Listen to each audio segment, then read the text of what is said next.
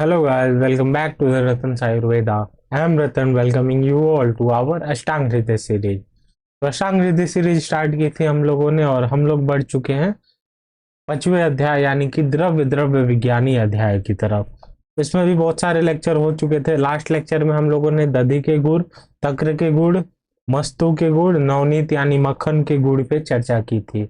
मक्खन के गुड़ हम लोगों ने दो टाइप का पढ़ा, एक दही से मक्खन बनाया जाता है और एक दुग्ध से मक्खन बनाया जाता है। और जब भी दुग्ध की बात होती है तो गौ दुग्ध से ही बनाया जाता है। और दधी का मक्खन जो है उसे श्रेष्ठ माना गया है एज कंपेयर टू द दुग्ध वाले मक्खन से। तो अब हम लोग बढ़ चलते हैं और आज का लेक्चर स्टार्ट करते हैं। आज का भी लेक्चर सॉल्व होने वाला है और इसमें हम लोग घृत के गुड़ से हम लोग स्टार्ट करेंगे, जो कि लिखा हुआ है qualities of ghee and butter fat. उसके साथ साथ हम लोग पुराण पुराण घृत देखेंगे। फिर उसके बाद से किलाट, पीयूष, कुर्चिका, मोरट, ये सब इन सब के बारे में हम लोग चर्चा करेंगे। तो चलिए चर्चा को स्टार्ट करते हैं और लेक्चर को स्टार्ट करते हैं। फिर देखो qualities of ghee and butter fat. तो ये देखो, ये श्लोक है 37, 38 और 39 में ये लिखा हुआ है। तो क्वालिटीज से स्टार्ट करते हैं हम लोग। तो चलिए देखते हैं कि घी के क्या क्या क्वालिटीज होते हैं। तो देखो, सबसे पहले ये क्या बढ़ाएगा? बुद्धि, स्मृति और मेधा को बढ़ाएगा। बुद्धि बुद्धि भी बढ़ाएगा, स्मृति भी बढ़ाएगा और मेधा भी बढ़ाएगा। यानी बात क्या कर रहा है? ये बोल रहा है कि इंटेलिजेंस बढ़ाएगा। Intelligence plus memory. Intelligence plus memory बढ़ाएगा। साथ ही साथ और क्या बोल रहा है? अग्नि बल आयु। अग्नि बल आयु तथा शुक्र एवं आंखों के लिए हितकर बताया गया है। तो देखो, बुद्धि, स्मृति, मेधा, अग्नि बल आयु तथा शुक्र एवं आंखों के लिए जो घी है उसे हितकर बताया गया है। और तो देखो, ये बुद्धि, स्मृति, मेधा वाले को एक्सप्लेन कर दिया मैंने। इंटेलिजेंस प्लस मेमोरी बढ़ाएगा। अब नेक्स्ट लाइन में क्या बोलते हैं ये वाग्भट जी, कि बच्चों व वृद्धों के लिए, प्रजा के लिए, कांति, सुकुमारता, स्वर के लिए घृत उत्तम है। यानी कि बच्चों यानी कि चाइल्ड के लिए भी और वृद्धों यानी कि जो ओल्ड एज है उनके लिए भी घी हेल्पफुल रहता है, घी फायदा करता है। साथ ही प्रजा के लिए यानी कि आम आदमी भी घी का उपयोग कर सकता है और उनके लिए ये भी उत्तम द्रव्य है। कांति, कांति एवं सुकुमारता। कांति एवं सुकुमारता यानी कि ये बात कर रहे हैं स्किन कॉम्प्लेक्शन की।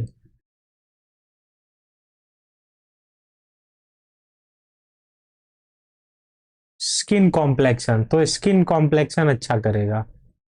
साथ ही स्वर के लिए भी अच्छा है, यानी कि वॉइस के लिए, वोकल कॉर्ड के लिए भी अच्छा है। तो इन सारी चीजों के लिए जो घी है उसे उत्तम द्रव्य माना गया है। चाहे वो बच्चों के लिए हो, वृद्धों के लिए हो, प्रजा के लिए हो, कांति सुकुमारता बढ़ाने के लिए हो, स्किन कॉम्प्लेक्शन इंक्रीज करने के लिए हो, या फिर स्वर के लिए हो, आवाज के लिए हो, तो इन सारी चीजों के लिए जो है इसे उत्तम माना गया है। फिर अब नेक्स्ट लाइन में देख लेते हैं क्या बताते हैं वाग्भट जी। घृत छछीड़ को, विसर्प को, शस्त्रहत अग्निदग्ध से पीड़ित रोगियों के लिए हितकर है।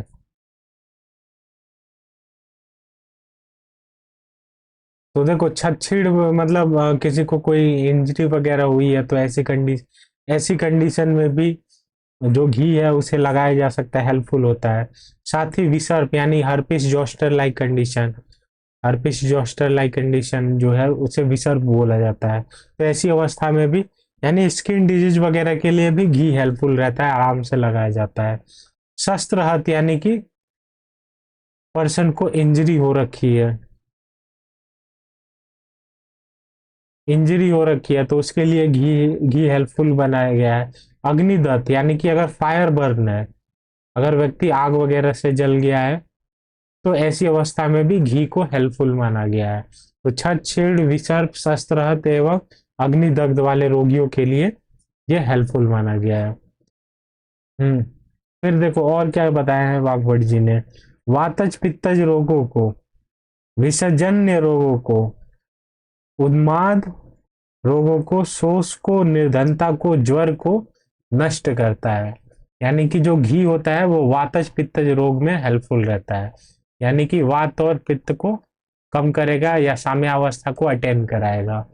विषजन्य रोगों को, यानी कि कोई व्यक्ति जो है वो पॉइजन वगैरह पी लिया है तो पॉइजन वगैरह में भी उसको भी काटने में जो घी होता है वो हेल्प करता है। तो सेकेंड ईयर में आप लोग जाएंगे तो टॉक्सिकोलॉजी में पढ़ेंगे कि घी वगैरह है कैसे पॉइजन में हेल्प करता है, यानी कि पॉइजन को काटता है। देखो दो टाइप के विष हम लोग वहां पे पढ़ते हैं, जांगम विष और ये सब।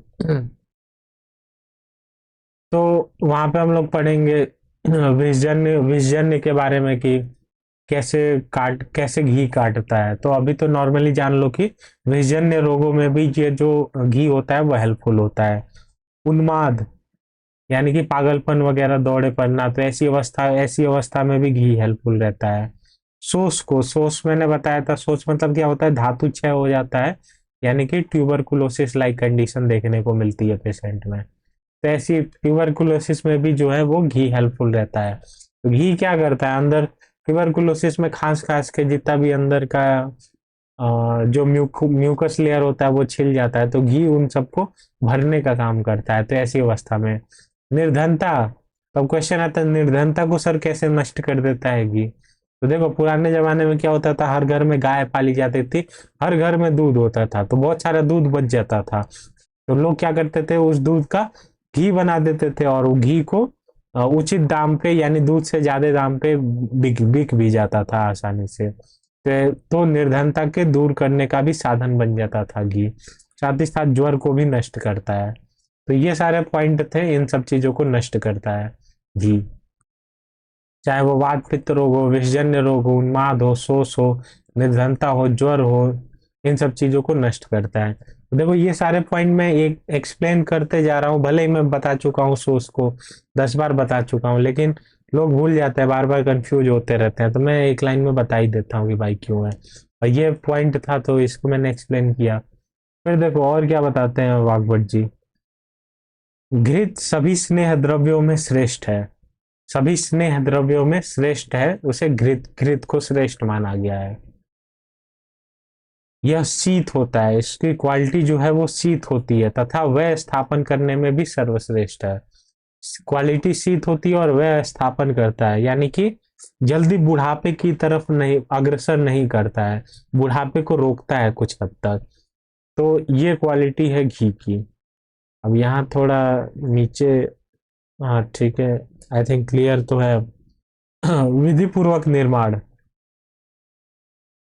तो देखो अगर घी को जो है अगर विधि पूर्वक बनाया जाए, देखो घी को कई तरीके से बनाया जा सकता है, कोई उसमें मिलावट कर देता है, कोई कुछ कर देता है, लेकिन अगर प्रॉपर विधि पूर्वक अगर घी घृत को बनाया जाए तो उसके अंदर हजारों शक्तियां होती है।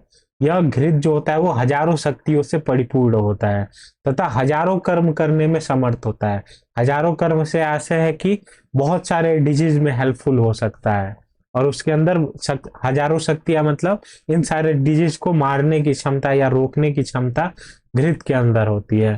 तो हम लोग ने वो पढ़ा था, श्लोक पढ़ा था कि तथा तैलम घृतम मधु, तथा तैलम घृतम मधु।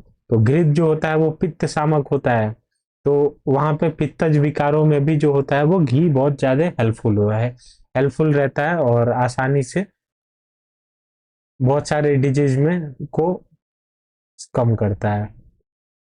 तो देखो ये मैंने लास्ट लेक्चर में भी बताया था कि अगले लेक्चर में हम लोग पढ़ेंगे।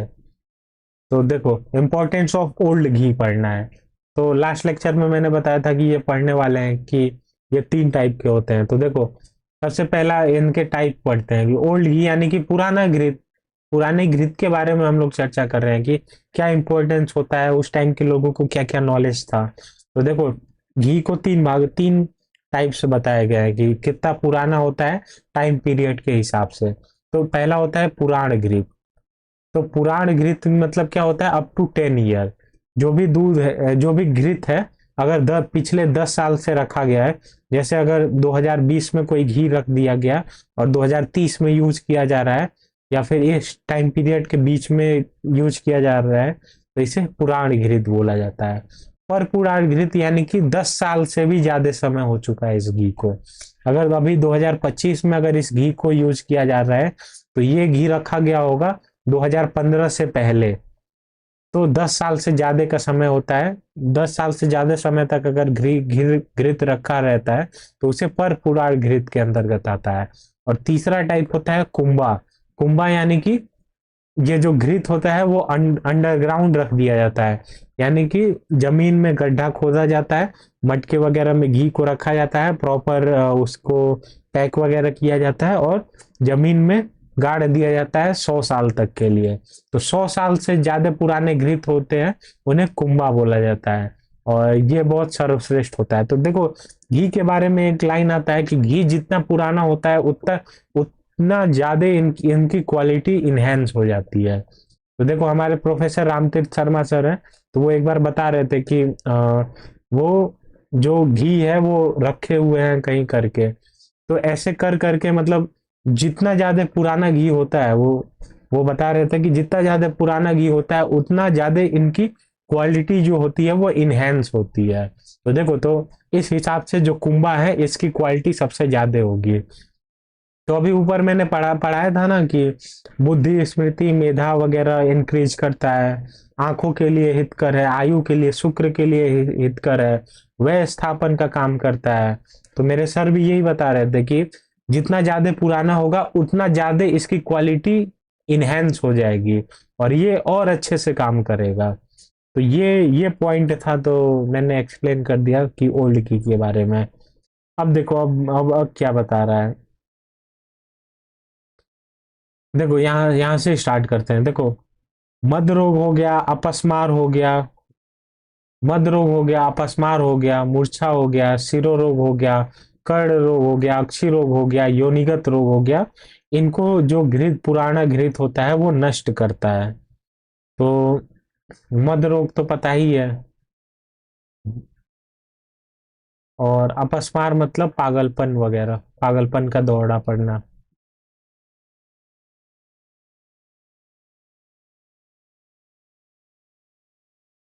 मूर्छा यानी चक्कर खा के गिरना, शिरो रोग यानी कि हेड रिलेटेड डिसऑर्डर, कर्ण रोग यानी कि ईयर रिलेटेड डिसऑर्डर, अक्षी रोग यानी कि आईज रिलेटेड डिसऑर्डर, योनिकट रोग यानी कि वेजाइनल डिसऑर्डर, वेजाइनल डिसऑर्डर। देखो, जो भी नए नए टर्म आते जा रहे हैं वो उनको मैं एक बार लिखते जा रहा हूँ, और बाकी हर बार लिखूंगा नहीं, हाँ ठीक है, बताते बताते हुए चल रहा हूँ मैं। तो देखो, योनिगत रोग यानी वेजाइनल डिसऑर्डर में भी जो ओल्ड घी होता है वो हेल्प करता है। तो देखो, मद रोग हो गया, अपस्मार, मूर्छा, सिरोरोग, कर्ण रोग, अच्छी रोग, योनिगत रोग को नष्ट करता है ये।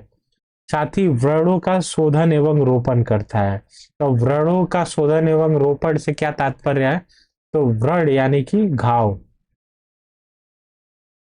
व्रण यानी कि घाव वगैरह हो गया, कहीं चोट वगैरह लगा है, तो इनका शोधन एवं रोपण करता है। तो शोधन एवं रोपण से कहने का क्या मतलब है? Clean and heal. देखो, अगर कहीं घाव वगैरह है तो ऐसी जगह पे अगर ओल्ड घी को लगाया जाए तो वो घी क्या हो गया? क्लीनिनेस पर्पज के लिए भी उपयोग किया जा सकता है और हीलिंग पर्पज के लिए भी उपयोग किया जा सकता है। तो इसको क्या बोलते हैं? शोधन एवं रोपण करता है। जो ओल्ड घी होता है वो व्रणों का शोधन एवं रोपण करता है। तो ये सारे पॉइंट थे, तो देखो हो गया, एक्सप्लेन हो गया। अब चलो, हाँ, स्क्रीनशॉट ले सकते हो। चलो अब बढ़ते हैं नेक्स्ट नेक्स्ट स्लाइड की तरफ।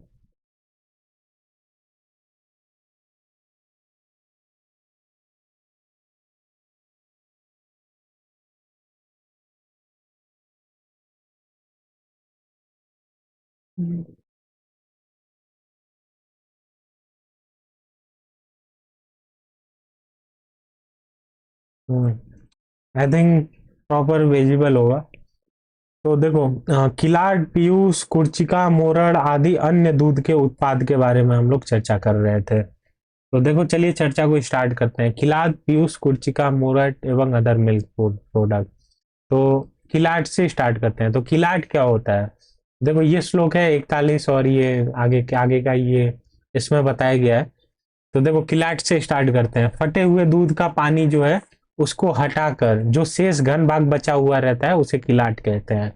तो आम आम जिंदगी में हम लोग को देखा हुआ ये मिलता है कि दूध फट जाता है तो उसका क्या है, पानी को निकाल दिया जाता है। तो पानी को अगर निकाल दिया गया तो जो शेष घन भाग बचा है उसे किलाट बोलते हैं। मोरट किसे बोलते हैं, तो वो जो दूध फटा हुआ है उस फटे हुए दूध के पानी को मोरट बोला जाता है। तो किलाट जो था वो घन भाग हो गया और जो मोरट हो गया वो दूध का पानी हो गया। तो किलाट और मोरट क्लियर हो गया। अब तो अब क्या है, पीयूष। पीयूष किसे बोलते हैं, तो प्रसूता स्त्री द्वारा प्रथम दुग्ध। तो जो दुग्ध जो है वो कोलेस्ट्रॉम वगैरह रिच माना जाता है। तो ऐसे दूध को जो स्त्री द्वारा प्रथम दूध होता है उसे पीयूष बोला जाता है। प्रसूता स्त्री द्वारा प्रथम दूध को पीयूष बोलते हैं।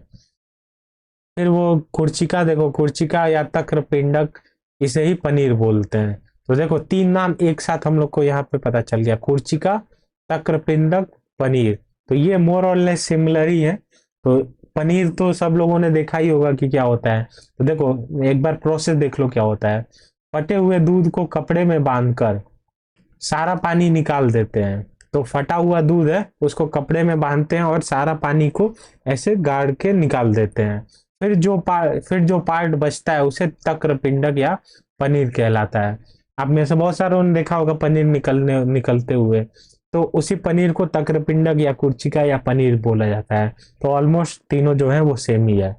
तो किलाट हो गया, मोरट हो गया, पीयूष हो गया, कुर्चिका, तक्र पिंडक या पनीर भी हो गया। अब एक बार क्वालिटीज पे चर्चा कर ले।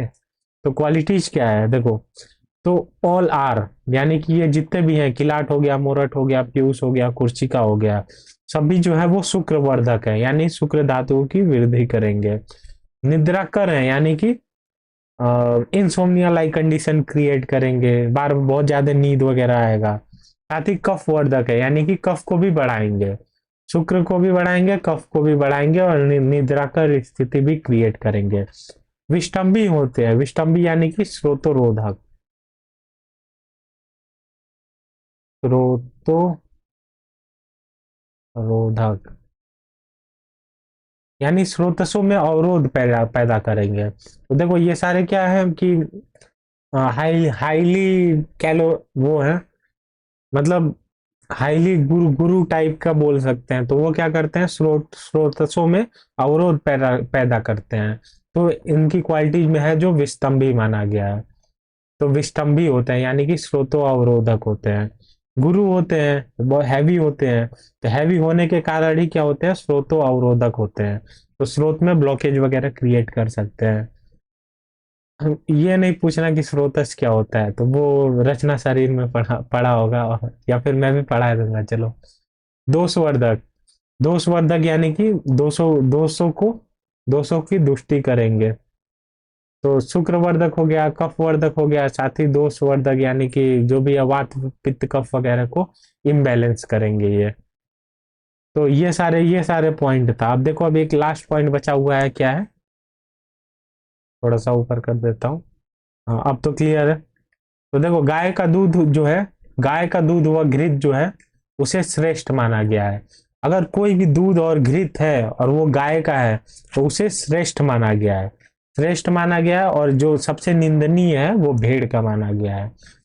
तो गाय का दूध एवं घृत जो है उसे श्रेष्ठ माना गया है, लेकिन भेड़ का दूध एवं घृत वगैरह है उसे निंदनीय माना गया है, क्योंकि उनकी क्वालिटी पुअर हो जाती है। और बाकी भेड़ के दूध पे मैंने चर्चा की थी कि कैसा होता है। तो चलिए फिर, ये तुम लोग का क्या है कि आज हाँ दूध वाले मिल्क वगैरह से रिलेटेड जितने भी प्रोडक्ट वगैरह थे आज के लेक्चर में कंप्लीट हो गए। तो अब नेक्स्ट लेक्चर में क्या है, ईख वगैरह से स्टार्ट होगा। ईख हो गया, फिर उसके बाद से सतपर्वक हो गया, फिर फाड़ित की गुड़ हो गया, फिर गुड़ गुड़ वगैरह पे चर्चा स्टार्ट करेंगे। तो चलिए फिर मिलते हैं नेक्स्ट लेक्चर में। और क्या है, कोई भी क्वेश्चन वगैरह क्वेरी वगैरह आ गई है तो इंस्टाग्राम हैंडल दिया गया है, साथ ही टेलीग्राम चैनल का लिंक डिस्क्रिप्शन में दे दिया है। वहाँ से इन सारे चीज़ों के सारे लेक्चर्स के पीडीएफ वगैरह अगर डाउनलोड करने हैं तो वहाँ से आसानी से मिल जाएंगे। और फिर चलिए फिर मिलते हैं नेक्स्ट लेक्चर में, तब तक के लिए जय हिंद गाइस।